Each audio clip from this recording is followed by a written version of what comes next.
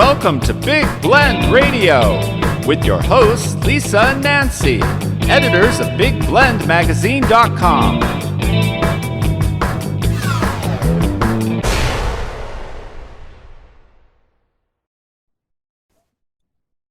Hey everybody, welcome to Big Blend Radio with Nancy and Lisa.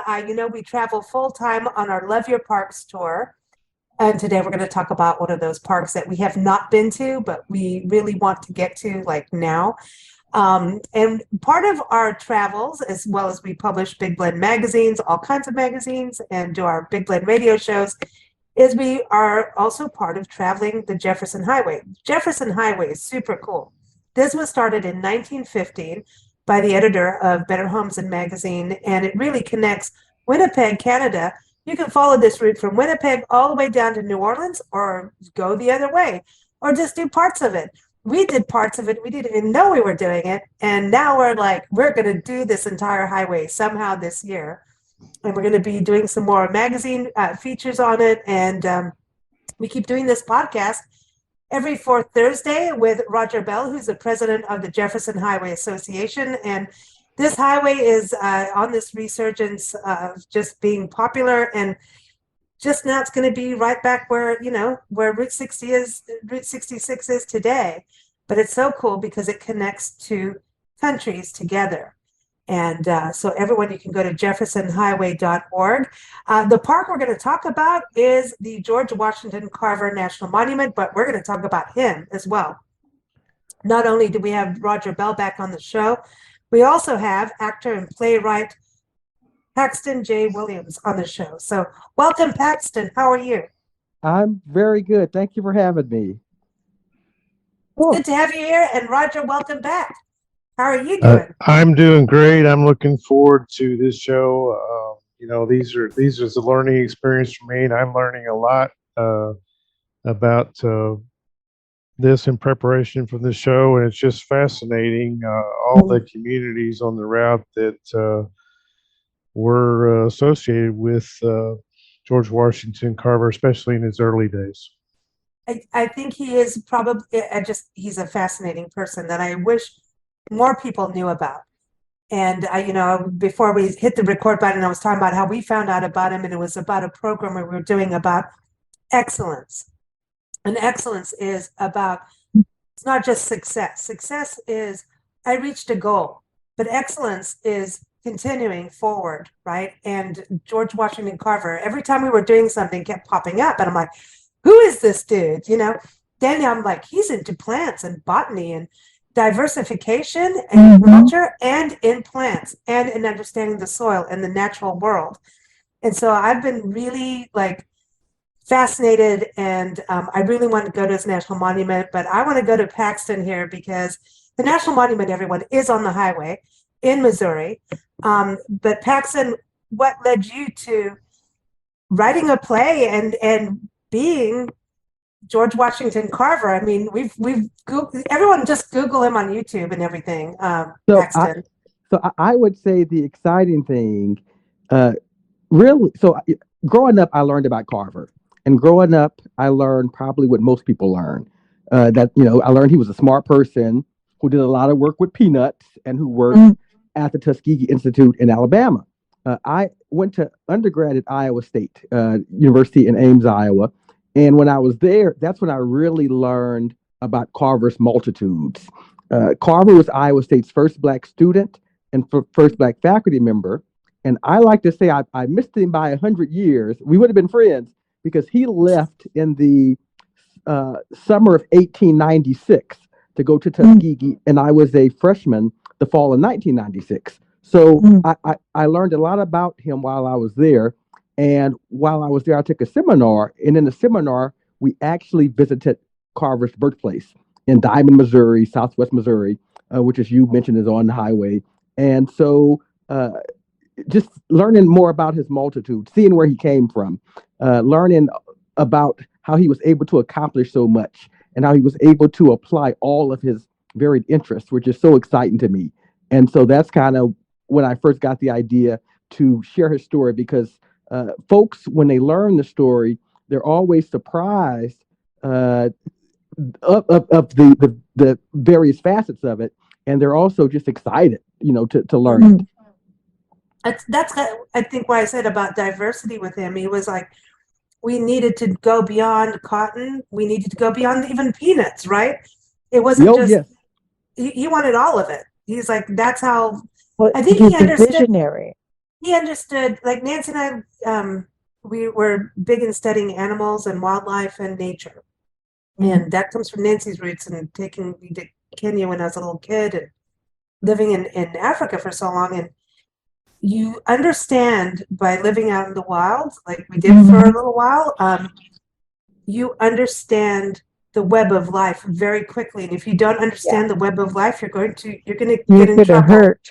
You're going to hurt somewhere.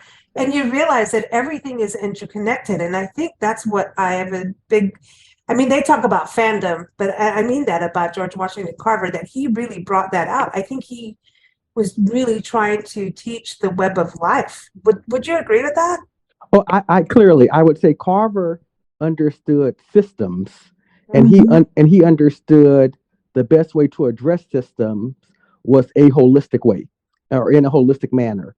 And if you look at all of the work he did with Southern agriculture, or with his discoveries, or even his old interest in art, trying to find ways to come up with different types of paints that people could make themselves so that they could beautify their homes. It was all about helping people live more enjoyable, more fulfilling, better lives. And he did that, with his work promoting plants and flowers, promoting the use of the peanut, trying to get farmers away from planting solely cotton, right? Mm-hmm. Yeah, I really, go ahead, Nancy, sorry. I was just going to say, I'm not going to say what the town or city is, but we spent some time in a city where their main crop was peanuts. And Yuma, yeah, you could say that. The Peanut Patch talks about this history all the time. Our friends over at the Peanut Patch. But they did get to the point at one point where their sole crop was peanuts, and they're almost doing what we're talking about you shouldn't be doing. One single crop that you keep repeating over and over dilutes the soil of particular nutrients that plant needs. So, it's kind of an interesting thing, because when we lived there, if you know about Carver, they admire that it was kind of a odd situation.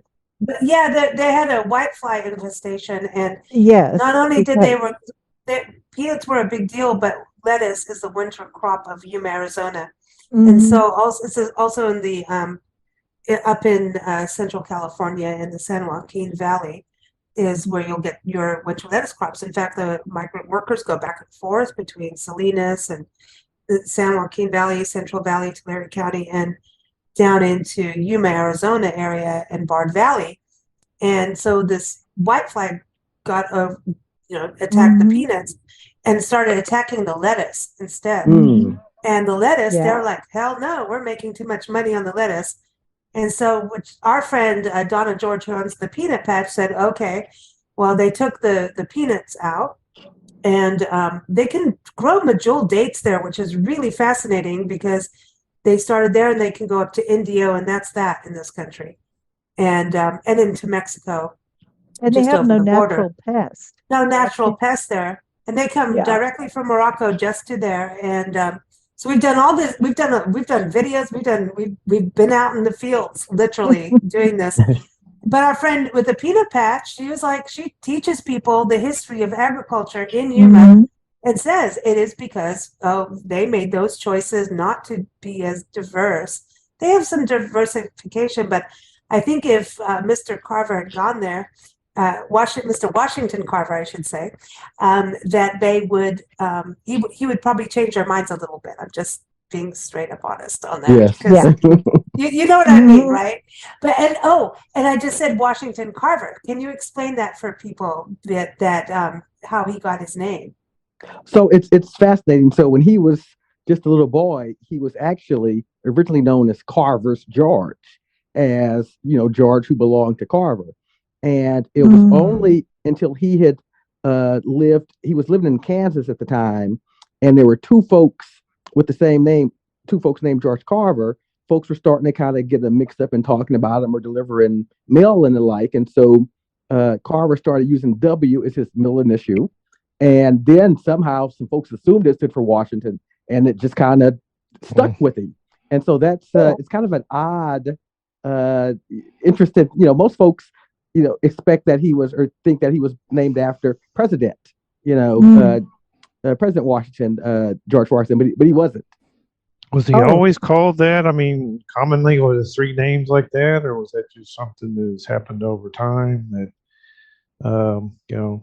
he wasn't called George Carver. He was just called George Washington Carver, as we know, because we grew up learning about But it. number one, don't they get if you were in a slave family, right? Don't you get the name of the family who owned the slaves? That's because the Carvers weren't they German, or am I getting that wrong? Oh yeah, it was the Carvers who owned George's mother, and George and his brother Jim. So that's where the Carver came from, and he was named George. But it was just later, and you'll often see if you look at letters from the day or even articles written about him at the time, it'll often say George W. Carver. Sometimes you'll see George Washington Carver, but you'll often see both George Washington Carver and George W. Carver. When we look at it from the Jefferson Highway perspective a little bit on this, he was born very near the route. I think was originally called Diamond's Grove. Is that correct? And, yes, Diamond Grove. And then there's some talk he went to. He was told maybe to go to a school down in, I'm wrong, in Noel, Missouri. Is that correct? Well, he didn't. That was in Neosho. Neosho. Okay. So not as far as Noel. Noel's probably a little bit farther south. Yeah. Yes. Yeah. And then we know he went to Fort Scott. Yep. And then I ran into some things about him that says he spent maybe a little time in Olathe, Kansas, and Paola, Kansas, which are on the highway.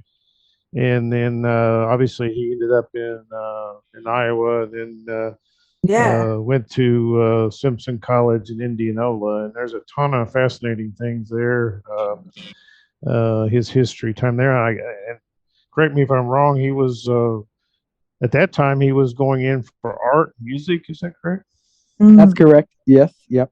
And then obviously went up. Was persuaded to get to go to what later became Iowa State, I guess, in Ames. So it's just kind of like he, not exactly, but he there was a few other towns he was at before, but this all happened over time, and obviously way before the Jefferson Highway time. But it's just kind of interesting how many towns on the route that have something to do. So a traveler today can kind of start somewhere in Missouri, go over to the Kansas route, go to a few places that he would have been at, and then end up into Iowa.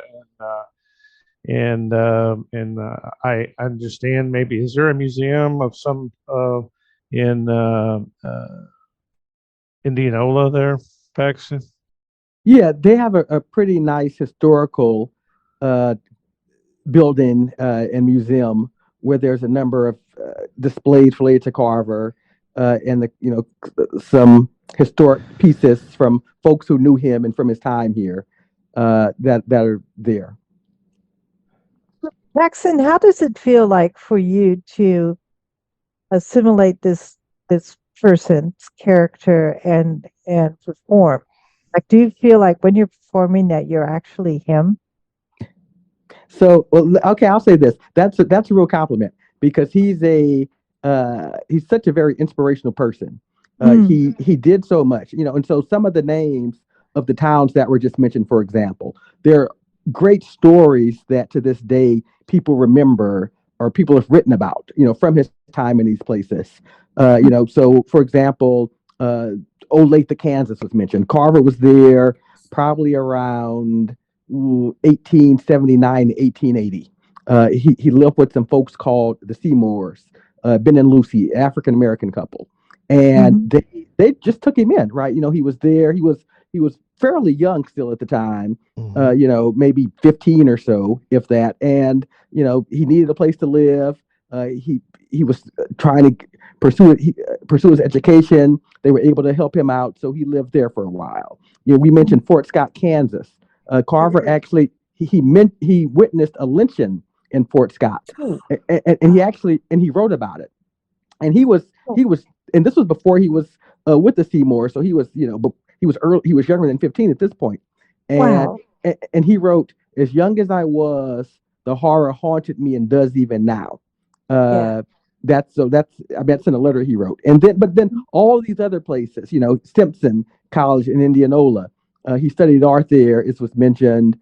He was only there a year before he went to Ames, to the Iowa Agricultural College, and he was only there for a year because his art teacher actually at Simpson recognized that it might be difficult for him to make a living for himself as a painter, as an artist. And so she recommended that he study botany because she could tell from his drawings and plants and flowers that he had, near where he lived, that he had some genius in that area. And so it's such so all these places.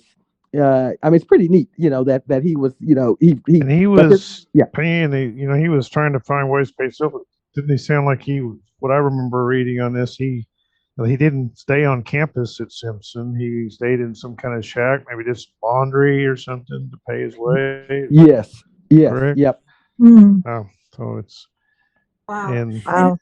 But it seems like whenever he got wherever he got there, people seem to just generally be drawn to him. Well, that's what I can gather.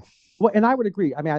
The one interesting thing about Carver is that wherever he went, he was able to get involved in the community. He was able to, meet people who. He must have had a natural people person or something. Yeah, I think so. I think they cared about his well-being. They tried to find ways. Here's the thing I really like. They didn't know he was going to become famous. They didn't know that we'd be talking about it in the day. But they realized he had inherent worth just because he was a person. And I think that's one of the greatest stories about his experiences in each of these places.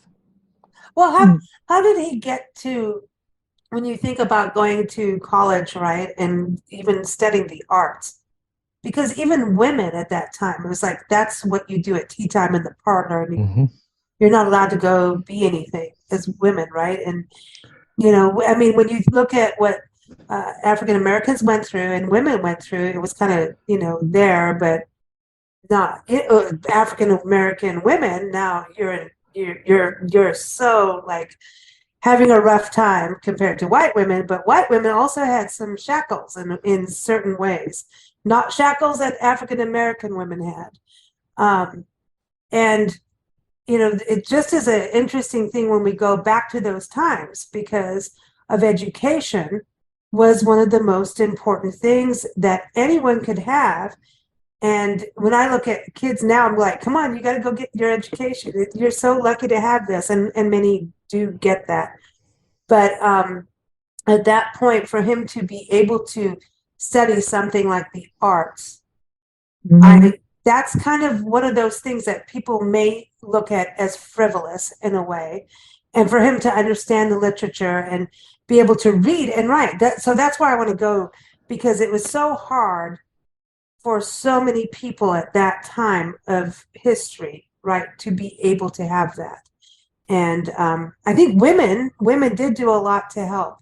But do you know what I mean? When I look at the history lines, it's like, okay, you're having a hard time getting out of any of this, but he somehow did. How did that happen for him, where he was able to read, write, learn? Was it the Carver family? How did that happen? I think a lot of what Carver was able to do and what he did and why he did it stems from his childhood in Southwest Missouri. So he did not know his father actually had been enslaved on a nearby farm and had been killed in a farm accident before George's birth. So George didn't know him. When George was yet a toddler, he and his mother were abducted by these outlaws. This was during the waning days of the Civil War.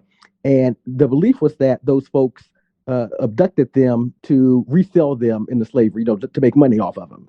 And so George was found and brought back to the Carver homestead. He was found in Northwest Arkansas, but George's mother was never found. So George and his older brother Jim were, for the most part, raised by the Carvers. And so the Carvers didn't have any children of their own, but they had some nieces and nephews around who were around George's age. And so there were other kids around. But so I think that was one thing, right? So I think being raised by the Carvers, George was not allowed to go to the local school because of his race. And Susan Carver, the wife of Moses Carver, she taught George how to read. And George was sickly as a child. And as a result of being sickly, he would often have more free time than he might have otherwise have had because he would have had to been working. But because he was sickly, he could explore, some of his interest in the art. And so it was in the art. So as a kid, he was able to practice making paints, or, he made paints as a kid. He started working in his own garden as a kid, working with plants and flowers. And so and he also, as a young age, realized the importance of an education. And it was when he left the Carvers to go to Neosho to attend school. He attended what was then known as the Colored School. It was created in 1872. And it was at that school where he lived with folks called the Watkinses, who were just neighbors, who also didn't know him, but they took him in, African-American couple. And they encouraged him to get his education, and they encouraged him to share that education with others. And so it's just many of the things that he did later in life, you can trace back to his childhood and his struggle to get an education. I think that's one reason why he didn't leave Tuskegee, one reason why he dedicated his life to being a professor and being an educator and, trying to not just help his students, but help the local community. And so, he tried to share his research with others. He created these bulletins that, you might still be able to find them, dealing with planting peanuts, planting tomatoes, planting soybeans, planting black-eyed peas. Recipes. Yes. No. So, but that's such a huge deal. I mean, it's just such a huge deal, especially in those times, because when you think about his life being a child of slaves, you really weren't just handed down an education. Like, most were not. And that has been something of a struggle, even to this day, of getting that change to take place. It has to still progress. And I think that's what's so important about, these conversations and what you're doing about honoring his legacy and keeping his torch alive and having the monument, his birthplace, where you can go on the Jefferson Highway. And now, like Nancy, we have to just go do a, George Washington Carver route. We have to do a map of all the places now, we do the Pony Express. We might as well, we're going to do the Jefferson Highway too. You got to just do one just for him, because I think there's something of, it's inspirational. It is hugely inspirational, no matter who you are, that no matter what is in your way, you can keep going. And it doesn't mean you don't move a mountain overnight. And I think he really had that way of, you can go stone by stone and communication by communication. It's funny you mentioned communication. We were talking about the route earlier, and it was shared how 100 years ago this month, Carver spoke at Wiley College in Marshall, Texas. And if you've seen the movie The Great Debater, starring Denzel Washington, that's Wiley College, right? And so Carver spoke there in 1923. And if you look at the whole route, Carver spoke in 1938 in St. Paul, so near Minneapolis, at Macalester College. And so he was good friends with the professor there, Glenn Clark, who wrote a book about Carver. And so, so Carver's there in 30. So, I mean, Carver, if you look at lots of places, you can see, you can see where his impact. But there's a story to be told, not just about the place, but about like what brought him to those places. Why? Yeah. What was the reaction? What happened from his speaking and his communication with people? How did that change people's lives? I mean, that could be a whole life's rabbit hole. Like really looking at the impact. I mean, the impact for you. Look how many people you've changed lives in what you do in your performances. And it's funny. So I worked at the Carver Birthplace Association, which is headquartered at Carver National Monument, for about 5 years. And one of my board members, Curtis McClinton, he was born in Muskogee, Oklahoma, which is he's right next door to Roger. Yeah, my neighbor. He's neighbors. Yes.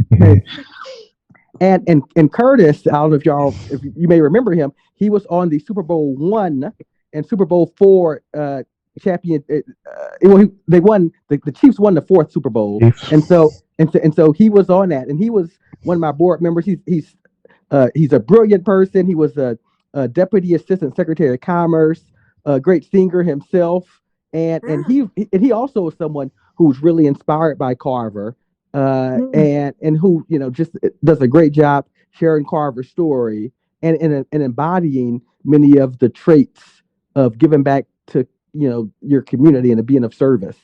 And so I think the folks who are intrigued by Carver's story, it's a pretty neat group. And it's folks who come from places where Carver was or not too far from where he was at, and it's also people who come from places who physically have no connection to Carver, but who just they learned about him, right? And they were inspired by what they learned.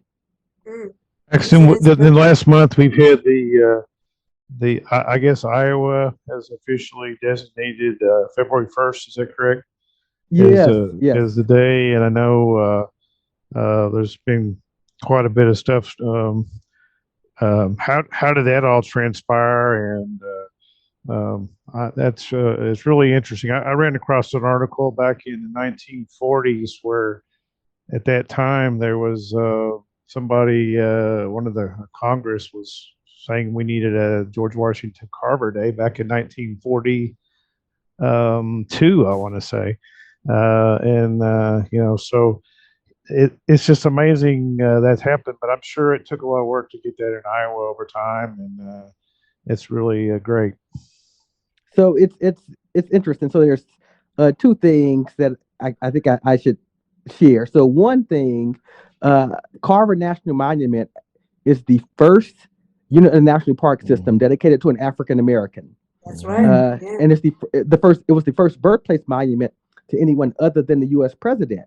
And the fascinating thing is, legislation was passed to create Carver National Monument about half a year after Carver passed away. Wow. And so, I mean, people at the time really. I think today we don't understand how big Carver was in his own day. And so he's kind of been, relegated to a couple paragraphs in the elementary school book. But in his day, he was big. And related to the Carver Day here in Iowa, so Carver is now the third Iowan to have a day of recognition. The first two are Herbert Hoover, president, and Norman Borlaug, who received the Nobel Peace Prize for his work in agriculture. And Carver's the third one, and that effort was really led by two great Iowans, one being Ambassador Kenneth Quinn, the former president of the World Food Prize Foundation. He was ambassador to Cambodia under Bill Clinton. And the other person is the legendary opera singer Simon Estes. They're both from Iowa, and Simon was one of the first African Americans to perform at the Met. He was the first African American opera singer to do the works of Wagner at Bayreuth. I mean, he's performed for popes and kings and presidents. Wow. I mean, he is, cool. and they're both just very active still, both committed to uplift and trying to find ways to bring people together, and they're working to share Carver's story, which I think is really great. Awesome. I wonder about if he met Charles Young, who was arguably the first superintendent of the national park system that was African American. He was acting superintendent for Sequoia National Park. Really? And he created, and I, Charles Young has, and I know something. Yeah, look at the years. Yeah, I'm trying to look it up because it's really hard because with George Washington Carver, his birth date is not 100% there. That we don't know 100% really. Correct. Yes. Yeah. But he was, well, it's not that far off. Like, it doesn't seem so far off, but that's a rabbit hole thing again. And that's where I kind of go down. But I just remember that Charles, I know he's a Buffalo Soldier, but, he was born 1864. So is that too late? Do you think? Charles Young was born 1864. Oh, that's around the same time. It's the same year. Yeah. And Born so the I same know year. he was a general. He went to West Point and stuff. I mean, he was, as I always say, a badass. He was. And I think he did some things with the Tuskegee Airmen, and I could be wrong on that. I'm looking at it now Probably and I'm knew going, each no, I'm wrong. He was in West Point, but I just think there was just so much going on in Tuskegee at that time. And I don't know. It just seems like I don't know. There was just some, Well, I would not be surprised because lots of folks made their way to Tuskegee, including Will Rogers went to Tuskegee. President Franklin Roosevelt passed through town. Lots of people who are well known today. Eleanor Roosevelt. They made their way there. Another fascinating person to me on is the Henry Ford. oh, And you might tell us a little bit about that. It's my understanding that they were respected each other, and I've seen some pictures with Edsel, I want to say. So yeah, so they met. It was either I used to know this. I think it was either 35 or 37 that they met, and they met at what was known as Kimmergy. Well, I don't think we use that word anymore, but it was a Kimmergy conference. And Kimmergy was kind of like the industrial. It was trying to come up with industrial uses for plant products. So it's kind of like what we might consider like synthetics today. And so it was a conference for that, and they met, and it was in Dearborn, Michigan. And Carver was one of the main speakers. And and after that, he and Ford became, I think, very good friends. They would visit each other at least annually. Sometimes they would see each other more than once a year. And Carver went to visit Dearborn Village that Henry Ford had set up, and Ford went to visit Carver in Tuskegee. And he also actually, so when he was in Tuskegee, he saw that Carver lived in a dormitory, and he had to walk up a flight of stairs. And as Carver was getting older, it was difficult for him to do so. Henry Ford paid to have an elevator installed for Carver's use. And but I would say, but really meaningful to Carver was Ford created a school for Black children near he had a home in Georgia. Ford did, and Ford paid to have a school built there for those students, and he named it after Carver. And so Carver and the then Tuskegee president attended the dedication. Wow. That's nice. Yeah, Awesome.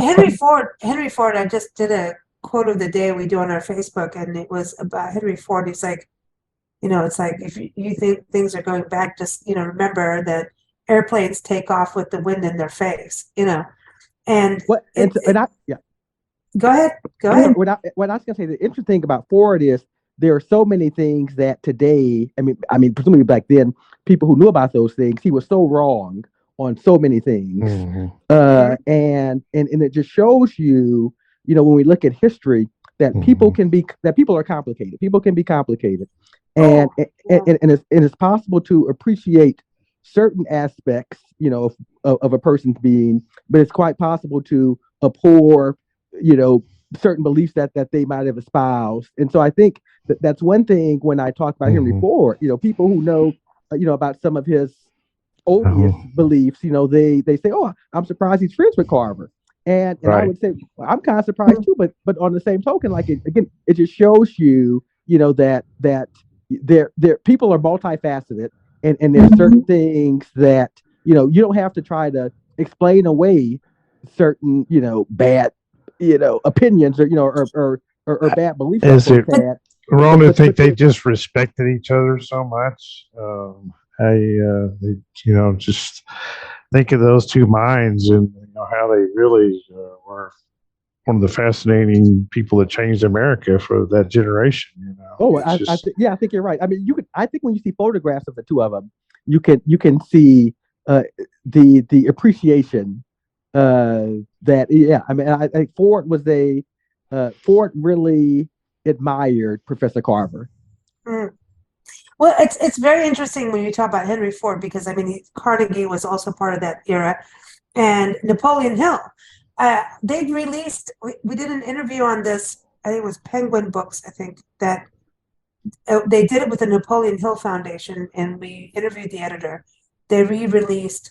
It was not a re-release, but a release of these archives from Napoleon Hill. That weren't out there before he died, and he went around and asked Andrew Carnegie and Henry Ford all these questions, and very much like Think and Grow Rich and all of that. And it was really interesting because you could see both of them being, you've got to give a bonus, you've got to do this, and it's like, if you want them to work, you've got to do this. It was like this two-sided thing. It was very weird. And then even reading like I think it was Napoleon Hill who said, "Oh, people, we've got to think about the next new invention."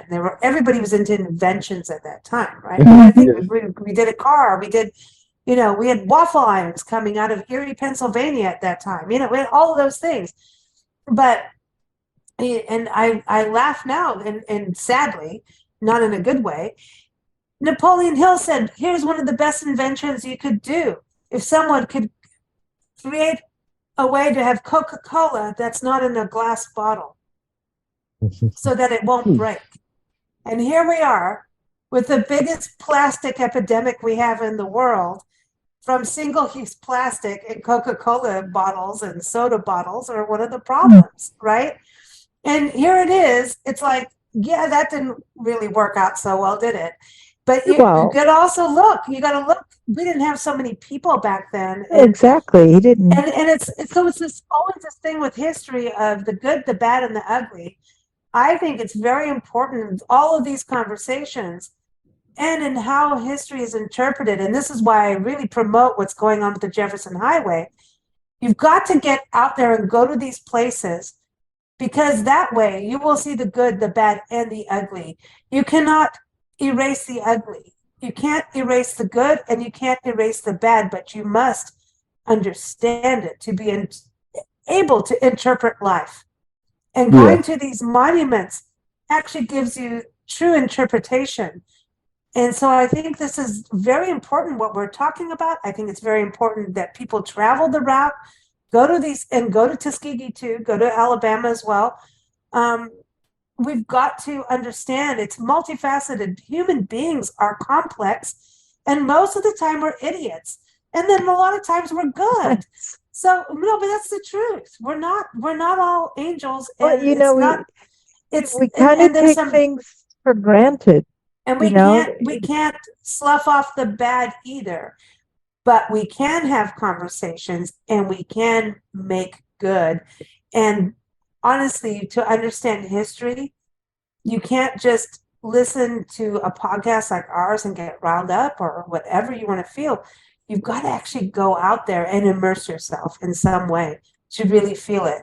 I mean, what do you think on that, Paxton? I mean, with you doing performances, you're electric, and when you're performing, you can feel like the story more than, I mean, I'm a book lover and everything, but there's something about someone telling their story in first person, how you do your show, that I think when people are there as kids and everyone, that you can, I don't know, there's just a way to move forward. And when you hear what you're doing, I think you're right. I mean, I think stories have a way to make situations, ideas, thoughts, experiences come to life. And so I think whenever anyone shares a story, how they share it, can differ. But I think when that's it's such a neat thing for me, when I share Carver's story, because people will thank me because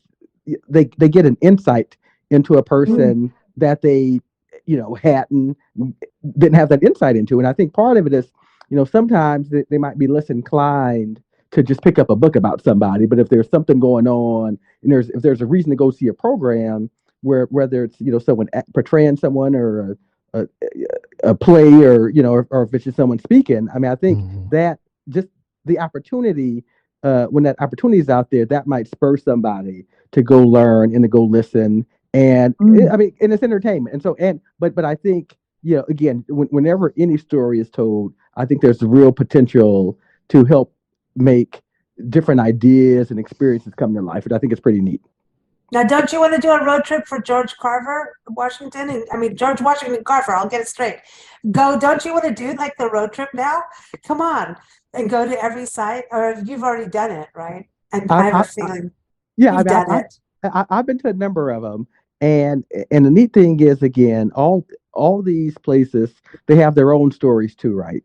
So I think that's the neat thing. So like when you go to a place, and when you share, so like when I go to a place and share Carver's story, there are many folks there who did want to share their community story or their family Mhm. story. So I think that's, to me, that's the neatest thing, because going in, I already know Carver's story, right? So I'm not learning anything new about Carver when I go to these places. But when I get to hear, you know, folks tell me about some of the pioneering African Americans in their community, or if they tell me about, different things that occurred there that they're proud of or not proud of, right? People share lots of Mm, different types of history. So it's just such a neat, it's a neat thing. mm. I love that you're saying that, because it's really true about that's part of travel. Is when you Yes. go and what you think. Like, I have this feeling about George Washington Carver, from what I've read. And then seeing you on YouTube, I'm going, oh, wow, you gave me a whole other experience.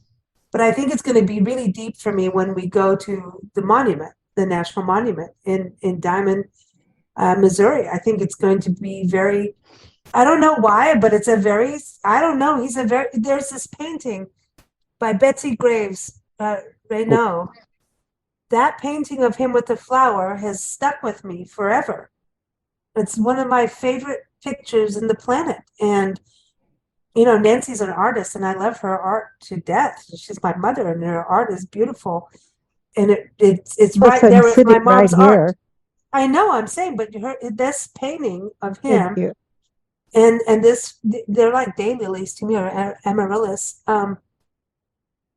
It just, yeah, when I see that painting, that is George Washington Carver to me. That I don't know. That's as close as I probably could get, other than going to the monument.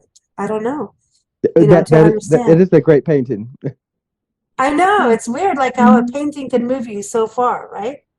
But it's Yes. beautiful. It Excellent. I have a is. question for you too. I'm curious, with I saw something that, was a picture of different people like in Iowa history, and these great pioneers that made Iowa. And right next to each other was Edward Meredith, who did successful farming, who was the Secretary of Agriculture for the United States in the early 1920s and was a presidential candidate at one time, and was the really principal founder of the Jefferson Highway. And I was curious if they, with him being the Secretary of Agriculture and all this, were they Mm. ever within each other? Or do you have any knowledge of that? Or I'd love to see a picture of them together, but I don't know if it exists. I don't know, but that makes me think I'll have to look and see if I can Mm. find a photograph. Yeah, it's just something I just was curious about as we look at this. And uh, his artwork, it fascinates me too. How much of his artwork still exists because he painted even later in life, did he not? Yes. Well, sadly, there was a fire, and I used to know the year, maybe in like the 50s at Tuskegee, and a number of his paintings were lost. But there's still a number of his paintings around. There's some in Tuskegee, there's some at the National Monument, and then there's just some like various museums. Like I know the Museum of Mobile has one of his paintings. Um, And I know I saw something where he had sent artistic Christmas card to someone at the maybe at Simpson College, and that's part of their collection. Oh, that's probably that sounds like something he would do. And I've seen some of his postcards that he would draw or paint Just on draw and that he would paint send on to them. folks. Yeah, that's really interesting. And I know that's what I understand. It was the story I was captured on that it was loaned to another place in Iowa for display. They had a flood. They just barely saved it, but it's back in Simpson's collection now. And we're going to be in Iowa this year in our conference, and we're actually going to be going to Indianola. So, and maybe Ames, and we'd like to.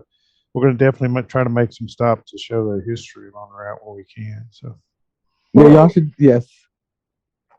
Well, I mean, I'm just saying, you've got a performer right here on the line. I'm just saying. yeah, I'm just saying. I'm just saying. I mean, come on. I'm just saying. I know I shouldn't say this on a radio show, but you know, I'm just saying. I mean, it just would be really cool to would you have have. ever predicted this in your life? And I'm kind of this way too. I don't know.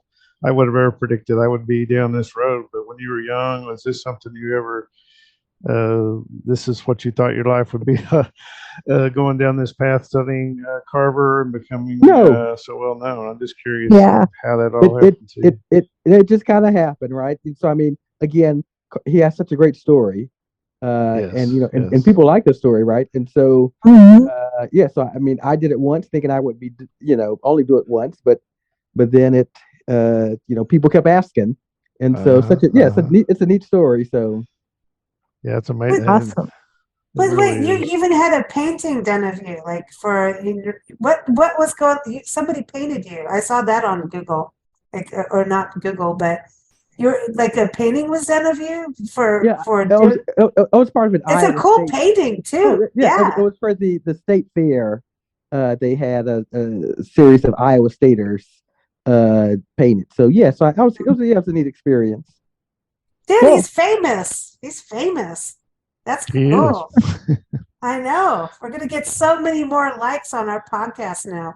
No, I'm messing with you. It's cool though. I mean, what you're doing, I mean, genuinely from the bottom of my heart, I appreciate it, because I think that story of George Washington Carver being there has got to be inspirational. What is it like for kids to connect with you when you're doing your shows?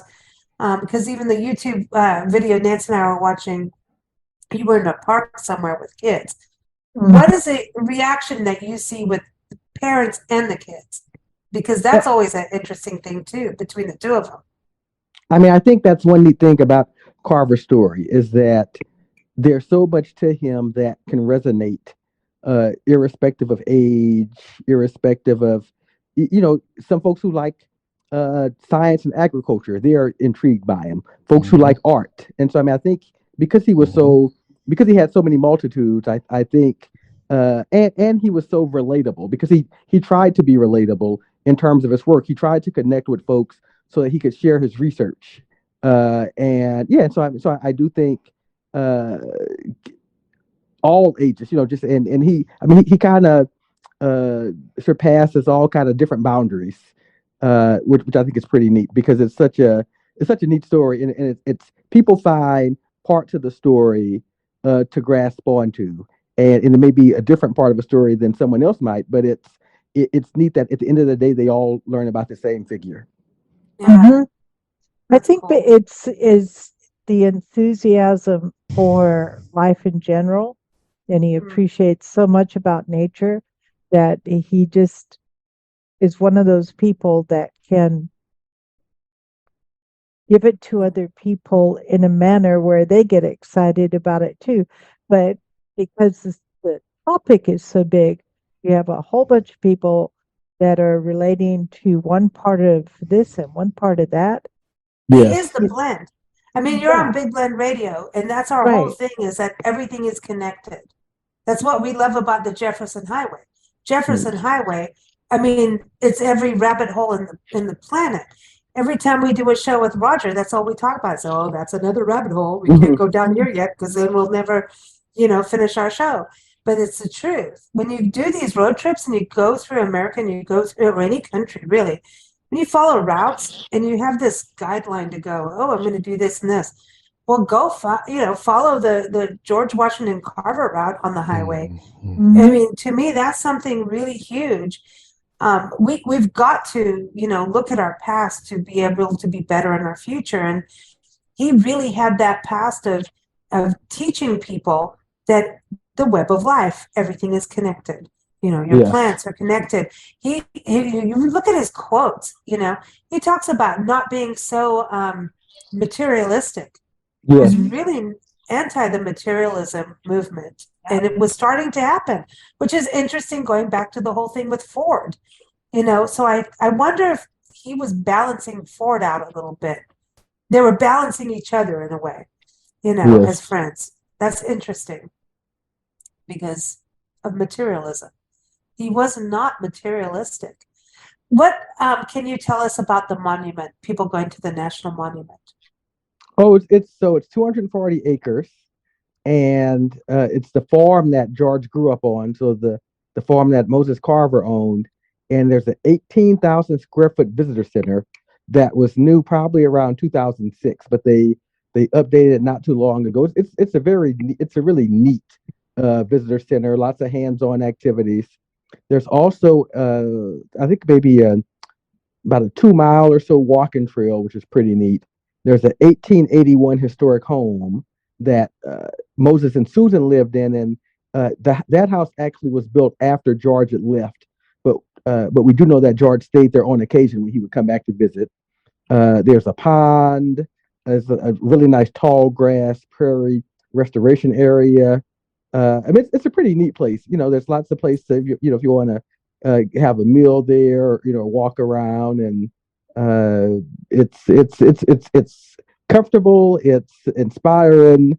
I think it's also just kind of neat to see where he lived. There's some statues there too, if I remember. Oh yes, yeah. There's a famous statue known as the Carver Boyhood statue, I think it's called. That's on the walking trail, and there's a neat overlook where you can go if you don't want to walk the whole trail to see it. I want to walk the trail. I want to go on the whole thing. Hey, I got stuck on the website again today because then I was watching their videos as well, and I'm like, I have to go. So Nancy, it's happening this year. I don't care. We end up going through Missouri all the time, and so Is there a building that's supposed to be his school that's been restored in Neosho? Am I wrong? Yes. Yeah. So that's in Neosho. The 1872 Lincoln School has been restored, and they've been working on that project probably maybe about 10 years now. But it's pretty neat, and it looks like it did when he was there, when Carver attended. Wow. Yeah, so it's worth seeing. And that's not too far away from the monument. Oh no, it's probably about a 20-minute drive, if that. Yeah. Oh man, that's nothing. Like, I'm just even thinking it's not far from Tuskegee to there, It's just not. Well, nothing's far from Nancy and I anymore. But it's not. I just Nancy, let's do it. Let's do a map on George Washington Carver. Let's do it. Okay? Sure. I know. We're going to have to do it now. It's all in. But thank you all for joining us. Before we go down another rabbit hole, because you could keep talking about George Washington Carver, I encourage people to go on the route, the Jefferson Highway route itself. Before we go, Roger, the conference, you want to give people a quick update on that, because there's all kinds of good things happening, and it's coming in June, everyone, in Mason City, Iowa. I encourage you on YouTube. We have a playlist We have something new coming up for the Highway Association. You'll see soon on radio wise, but I can't announce it yet. But I just did. Yeah, But the I didn't. conference is June 7 to 10, Mason City, Iowa. Registration is already underway on our website, and we have JeffersonHighway.org, everyone. we have a lot Gotta of go to it. registrants already from different parts of the country, and we are going to be in the historic Park Inn, the Frank Lloyd Wright designed, the only remaining one in the world, and we're excited about that. And we're going to do a caravan through Iowa, starting in Lamoni, Iowa, on June 5th, and it'll be basically 2.5 days, and we'll get to June 7th in Mason City. We're looking forward to that. So information on that is on our Facebook page and the website. And if you want to ask questions about that anytime, send us an email to info@jeffersonhighway.org. Cool. I wanted to go back to you, Paxton, before we leave. Anything that we missed out that we should have asked you? I don't believe so. I mean, I think you asked all the right questions, especially I really enjoyed our discussion when we talked about the value of the stories, both Carver's story and then the stories that exist in all these places. And so, I mean, I think that's the key thing I would want, folks to take away, is that, Carver has a great story. There's a lot to learn about him, but there's just a lot to learn also about so many other places and figures that I think we'd be well served to learn about and remember. I think he would want that too. I think he's one of those. He doesn't want, it's like, I did this, but there's so much, more. Go discover and share and share. He's very much that way. And just from what I think I've he read. was learning. I think he was learning or knew education his whole life, didn't he? I mean, he was always searching for something new. So, yeah. Books for anybody wanting to read up. Any book recommendations, Paxton? And we can get that from you later too, if you want. But well, I think there are a number of good ones. One, I really like Gary Kramer's George Washington Carver in his own words, and it's a compilation of various letters and writings from Carver. And so that's one. I also like Linda McMurray Edwards's. It might just be Linda McMurray at the time. Her book, George Washington Carver, Scientist and Symbol, and I think that's the book that I think it was like her PhD research that she turned into a book, and it's a very good book. And I also like, I think Gary Kramer also did a children's book, probably in the mid 2000s, that I think is also worth reading. Oh, cool. I think George Washington Carver would have done a children's book too. Good. Yes. I think so. Yeah. I mean, this is awesome. Everyone, thank you for joining us here on Big Blend Radio. We do our Jefferson Highway show every fourth Thursday, but please keep up with the Jefferson Highway. If you go to jeffersonhighway.org, learn more about the amazing conference that's happening every year, but this time again in Iowa, Mason City, Iowa. And also keep up with them on Facebook. They have an awesome Facebook group. You want to go down rabbit holes of history. It's super cool. That's my morning coffee time, is Jefferson Highway time. So it's really cool to go check out there. And of course, we want to thank our sponsor, Natchitoches. Natchitoches is in Louisiana. It is the oldest city in the state of Louisiana, and it is on the Jefferson Highway Trail. That's how we got started on this rabbit hole, and we met Roger online. But Roger, we're coming. We're coming for you. We're coming to Muskogee soon. I'm waiting on you. I'm serious. Like, it's going to be in the next couple of weeks. I'm not kidding. We're coming. And the whole town will know, the city won't be loud. We are. But anyway, so Natchitoches, Louisiana, go to natchitoches.com, and that's NATCHIOCHES.com. Because I have to sing it that way, because it's not how it's spelled and how it sounds are two different things. It's one of our favorite places on the planet. And they even have a Jefferson Highway Park. Arlene rallies her people together, and she's like, if we're on the highway, we need to have a park. And we agree with that. Right. So that's right. So everyone check out natchitoches.com. And I want to give a shout out to the peanut patch since we're talking about George Washington Carver. If you want peanuts, go to thepeanutpatch.com and order them That's online. right. This is where when we lived in Arizona, we'd go there and get licorice and all kinds of candies and peanuts and fresh peanut butter. They would make it right there for you. And there's Wow. nothing like No, fresh it's peanut nice. butter. I'm serious. Mhm. You peanut butter in the regular stores does not add up. That's Fresh not the peanut same butter thing. is fresh peanut butter. And it's like a whole other thing, and it's delicious and it's good. And she sent us on a farm mission. Our friend Donna Georgia owns a peanut patch. She says, you're traveling the country. I want you to get as many farm stories as possible. So I think that when we do George Washington Carver, I think we're like hit the jackpot on that, right? I'm just saying. Mhm. I know. I'm just saying George Washington Carver knows about peanuts, but Yes, she Yes, knows about yes. it too. She's gonna love it. I know. I love it. But thank you so much, everyone. Keep up with us at bigblendradio.com. Thank you, Paxton. Thank you, Roger, as always. Roger, you rock. You put up with us every fourth Thursday. Thank you. Blast. See you next Thank time. you. Take care, guys. Bye bye.